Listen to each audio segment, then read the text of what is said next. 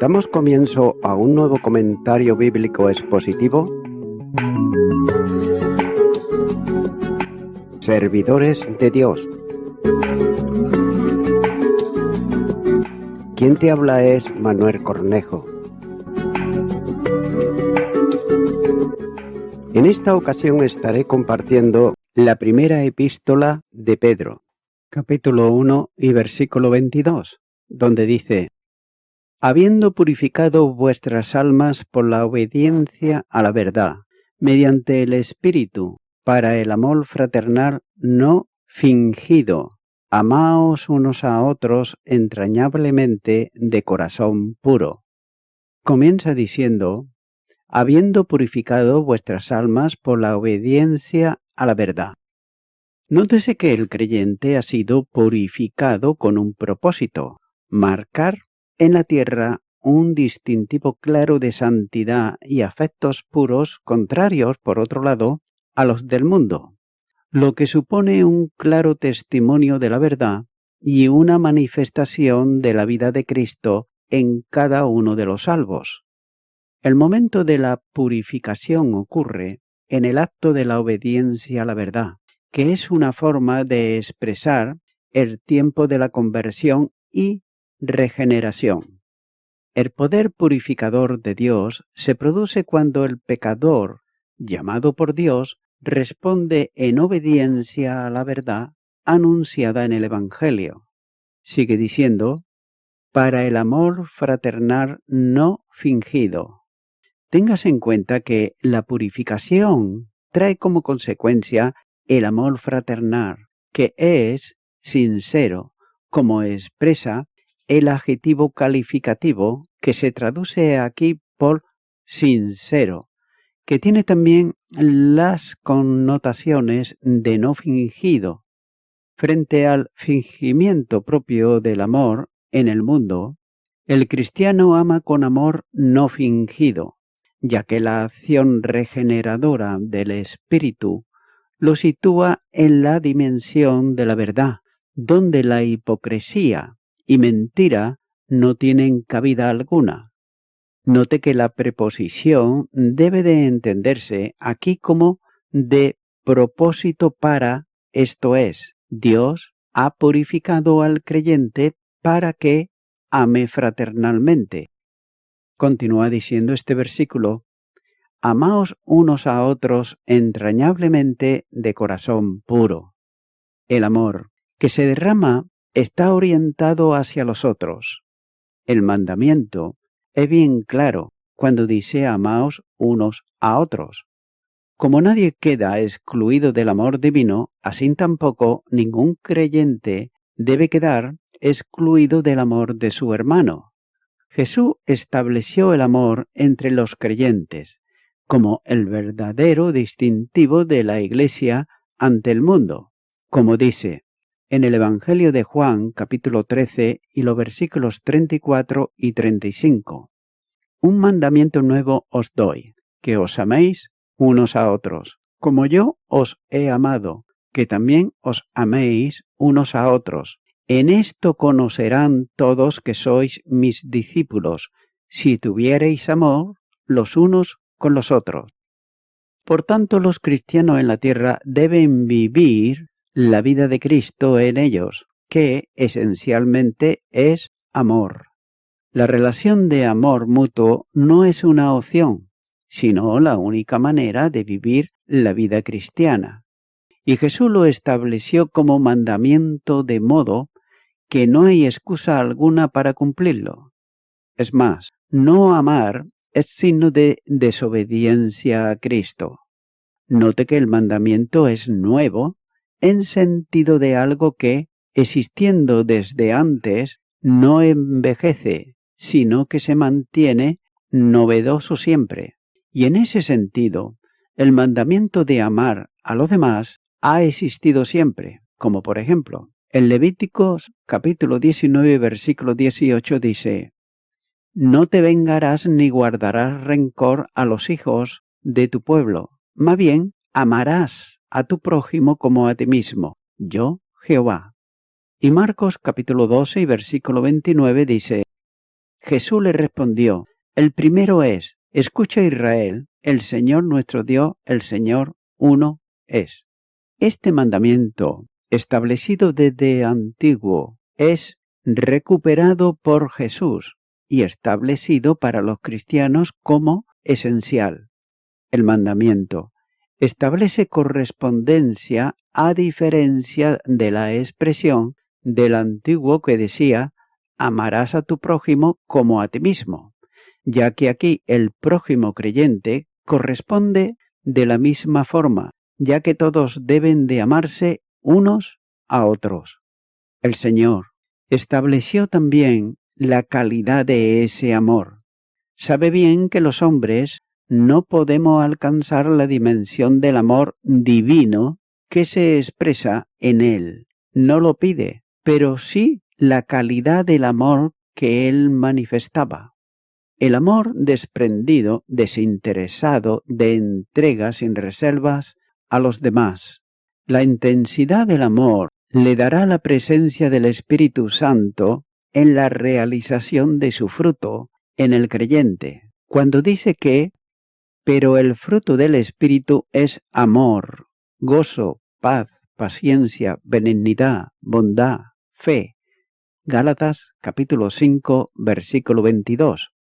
Y note que también es la capacitación para amar, será la presencia de la tercera persona divina, que derrama el amor de Dios hasta saturar el corazón del creyente, cuando dice: y la esperanza no acarrea vergüenza, porque el amor de Dios ha sido derramado en nuestros corazones por el Espíritu Santo que nos ha sido dado.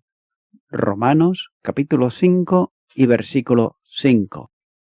Debe de considerarse que el amor de Cristo es infinito, pero también es incomprensible porque nadie tiene mayor amor que este, que uno ponga su vida por sus amigos. Juan capítulo 15 y versículo 13. Pareciera fácil amar al amigo, pero ninguno éramos amigos. Y Él puso su vida para hacernos amigos, cuando antes éramos todo lo contrario, enemigos de Él en las malas obras. El sentido de nuevo es de la calidad sublime y perfecta, algo que es excelente. Y sobre esto el profesor Juan Leal escribe y dice que: como yo os he amado se refiere al hecho y a la medida, ya que el amor cristiano se distingue de la filantropía o amor natural en esto precisamente, en la práctica del bien al hermano porque Cristo lo quiere, y como Cristo lo quiere, y hasta donde Cristo ha llegado. La segunda carta de Pedro, capítulo 1 y versículo 7 dice: a la devoción afecto fraternal, y al afecto fraternal amor. Así pues, está poniendo la caridad o el ágape por encima de la Filadelfia o amor fraternal. El apóstol Pablo, años después, recordará a los creyentes el compromiso del amor, cuando dice: andad en amor como también Cristo nos amó, y se entregó a sí mismo por nosotros, ofrenda y sacrificio a Dios en olor fragante. Efesios capítulo 5 versículo 2. Ya que Cristo nos amó entregándose por nosotros. Por tanto, es necesario entender que el nuevo mandamiento no es puntual o ocasional, sino que es un estilo de vida. En identificación con Cristo, el creyente ama como Él ama. La posibilidad de cumplir el mandamiento nuevo consiste en andar en el Espíritu, que reproduce a Jesús en el creyente. Estando en Cristo como nueva criatura, como señala la segunda carta a los Corintios, capítulo 5, versículo 17, y también habiendo sido resucitados en Él, Efesios capítulo 2, versículo 6. Además, escondiendo Dios nuestra vida con Cristo en Él, Colosenses capítulo 3 y versículo 3. Somos de tal manera en Cristo que el camino de la vida cristiana no puede ser otro que el de la conformación a Jesús en el poder del Espíritu Santo, ya que esa identificación con Cristo nos permite alcanzar la demanda del amor mutuo. El amor al que somos llamados en el mandamiento es un amor desinteresado, ya que Jesús se entregó a sí mismo por nosotros. Esto quiere decir que ese amor tiene que abarcar absolutamente a todos. Nadie está fuera del amor divino y de forma especial cada creyente es objeto directo del amor, ya que es un amor insondable, porque el Señor fue entregado por nuestras transgresiones. Romanos capítulo 4 versículo 25. Pero Él se entregó a sí mismo voluntariamente por nosotros, es decir, por sus ovejas. Juan capítulo 10 y los versículos 17 y 18 dice: Por esto me ama el Padre, porque yo pongo mi vida para volverla a tomar. Nadie me la quita, sino que yo la pongo de mí mismo. Tengo poder para ponerla y tengo poder para volverla a tomar. Este mandamiento recibí de mi Padre. De otro modo, se dio a sí mismo por nuestros pecados para librarnos del presente siglo malo, conforme a la voluntad de nuestro Dios y Padre. Gálatas capítulo 1 y versículo 4. El Señor nos amó hasta ocupar en sustitución nuestro lugar, para extinguir con su muerte la responsabilidad penal del pecado que incidía en nosotros. Note que el Señor no murió solo a favor o en beneficio del creyente, sino que ocupando su lugar. De ahí que quien no cumpla el mandamiento nuevo mostrado amor, debe de preguntarse si ha nacido de nuevo. Primera carta de Juan, capítulo 4 y versículo 8. Ya que no se trata de teología del amor, sino de la vivencia del amor. El que no es capaz de amar a su hermano no es de Dios y permanece en muerte. Primera carta de Juan, capítulo 3, versículo 10 y versículo 14. Ya que no es posible dejar de amar a nuestros hermanos cuando entendemos que el Señor me amó a mí y se entregó a sí mismo por mí. Gálatas, capítulo 2, versículo 20. El amor que se nos pide es el que renuncia a todos los derechos por el bienestar del otro, ya que siendo Jesús en forma de Dios, no consideró esa condición como algo que debía de ser mantenida, sino que se despojó a sí mismo en un acto supremo de entrega incondicional.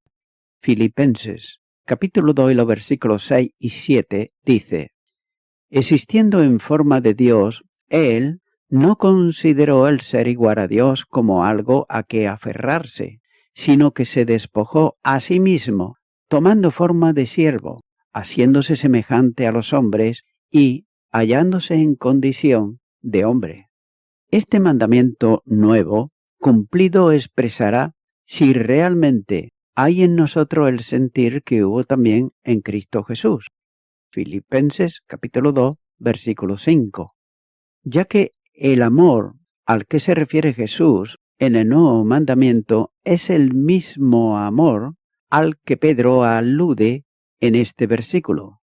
El amor de Cristo reproducido en nosotros por el Espíritu Santo de Dios.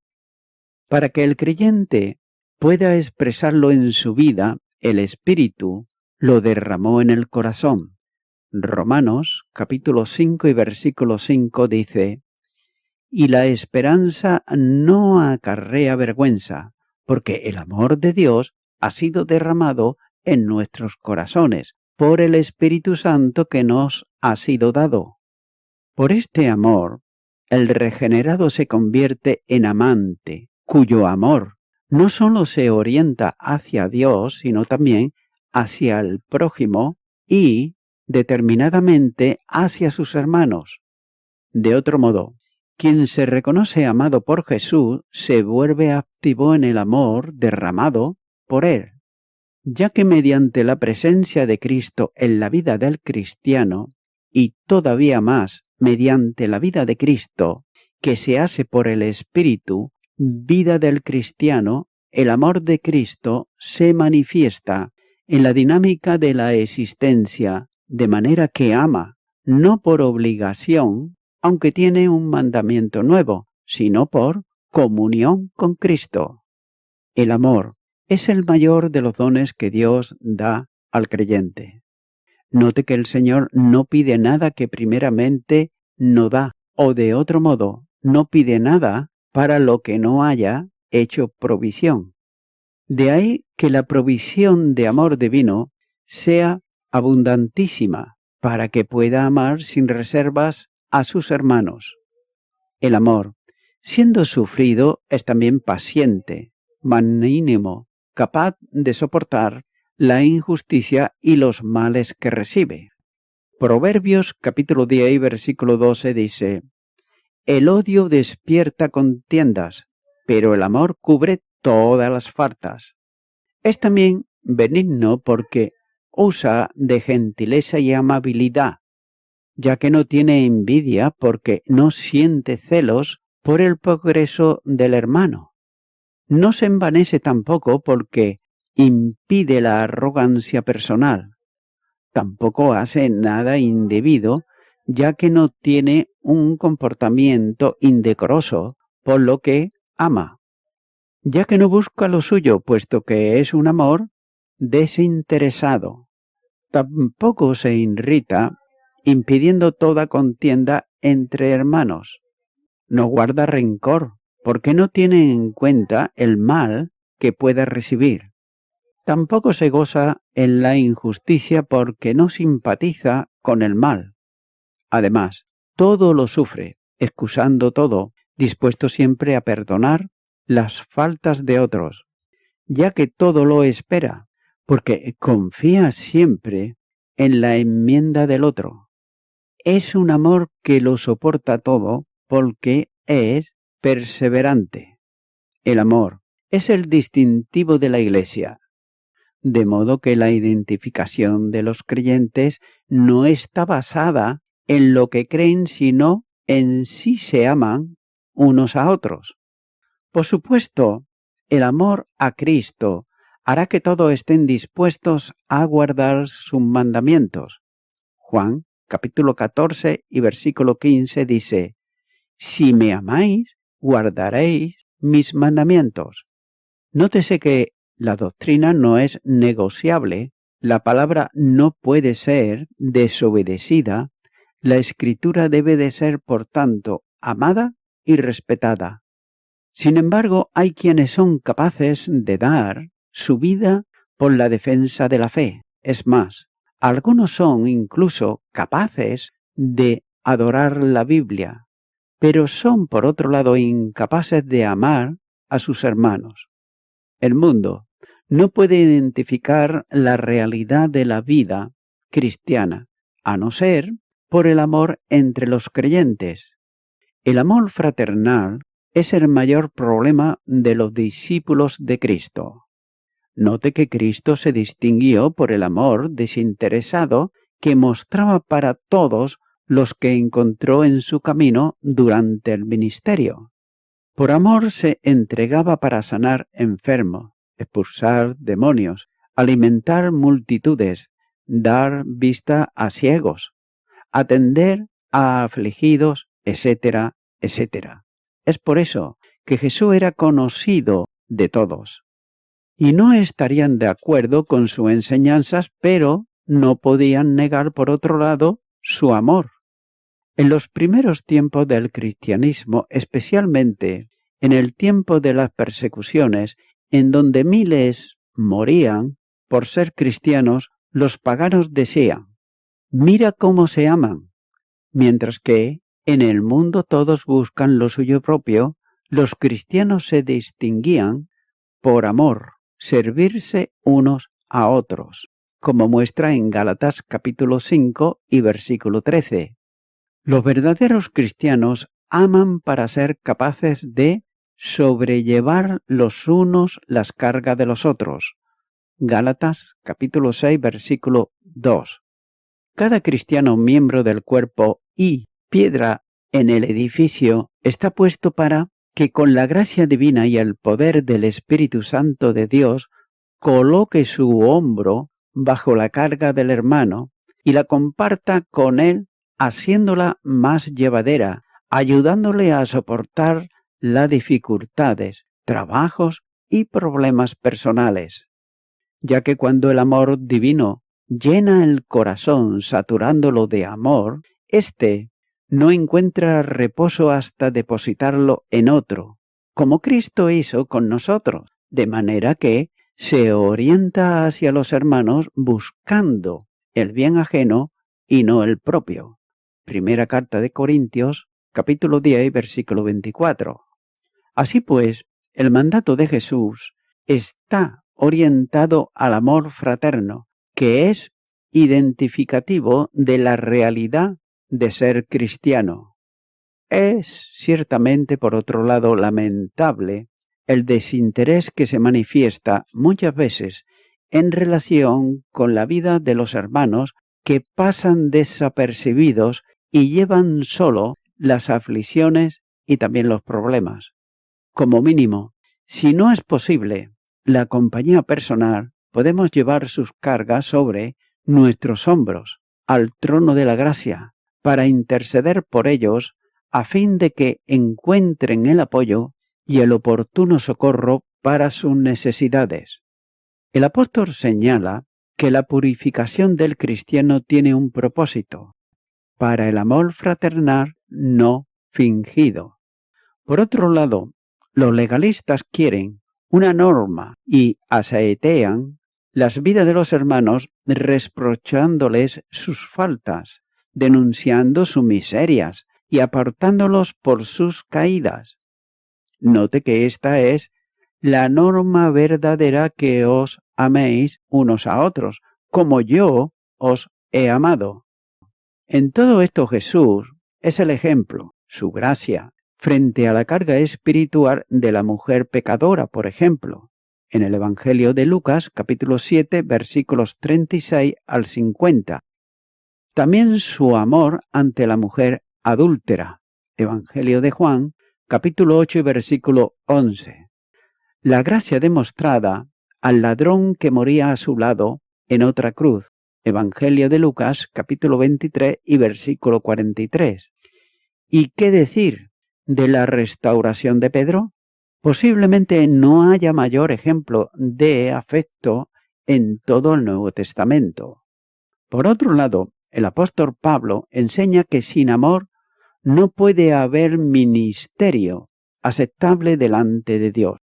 Primera carta a los Corintios, capítulo 13, versículo 1.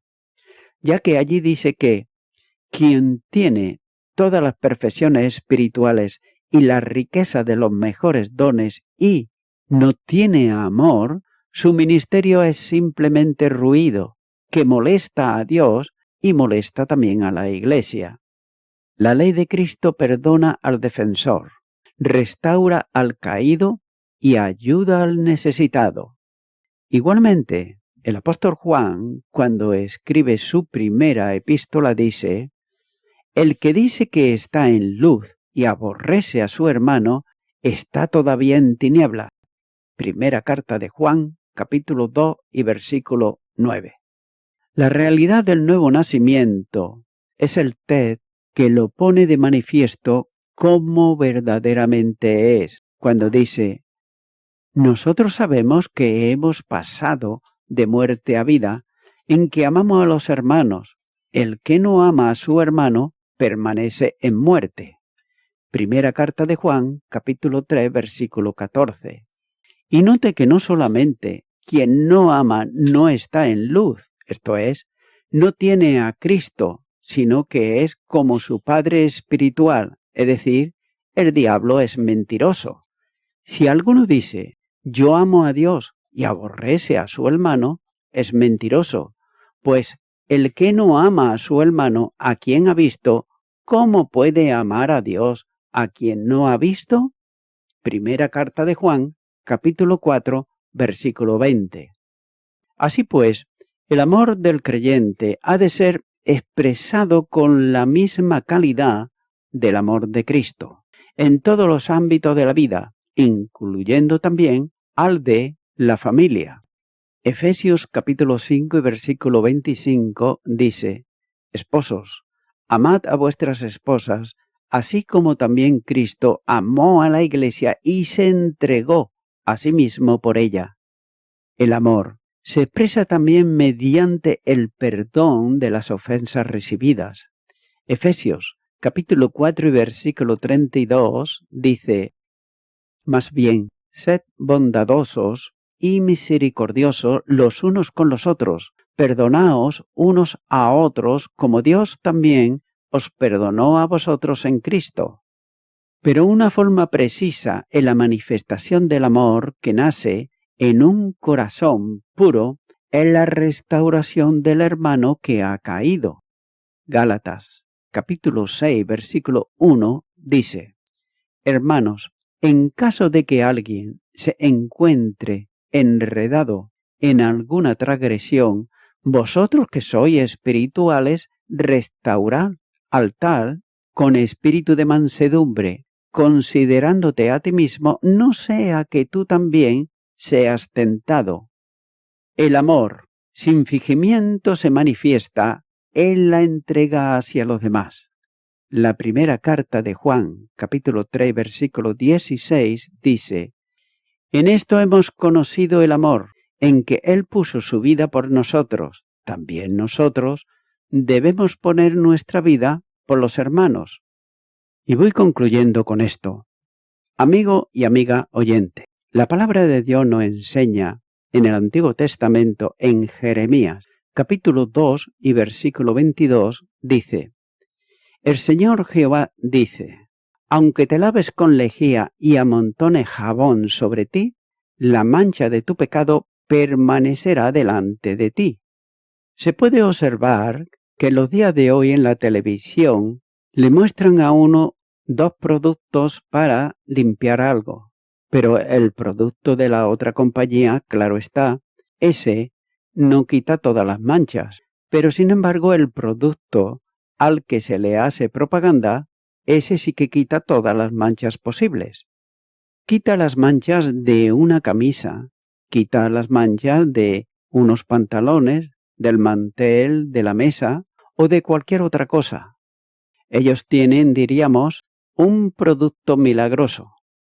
Amigo y amiga oyente, el único producto milagroso que puede limpiar de veras todo en el día de hoy es la palabra de Dios. Es el mejor jabón que uno puede obtener. Quita todas las manchas y muchos de nosotros necesitamos acercarnos más a ese jabón. Tan solo cuando una persona viene a Cristo Jesús en arrepentimiento, puede ser limpiado con la sangre que Él derramó en la cruz del Calvario, siempre y cuando la persona venga en arrepentimiento y en una sincera convicción de pecado, necesitando el perdón de Dios y la salvación. Te animo, pues, a que tú puedas hacer una oración de fe y repite conmigo y di ahí a donde estás. Señor Jesucristo, vengo ante ti, creyendo que la sangre que tú derramaste en la cruz del Calvario por mis delitos y mis pecados puede borrar totalmente todo aquello y puede hacerlo porque yo creo en tu obra salvífica. Te pido perdón por todos mis pecados y me arrepiento de ellos. Te recibo como mi Salvador, en tu nombre. Amén.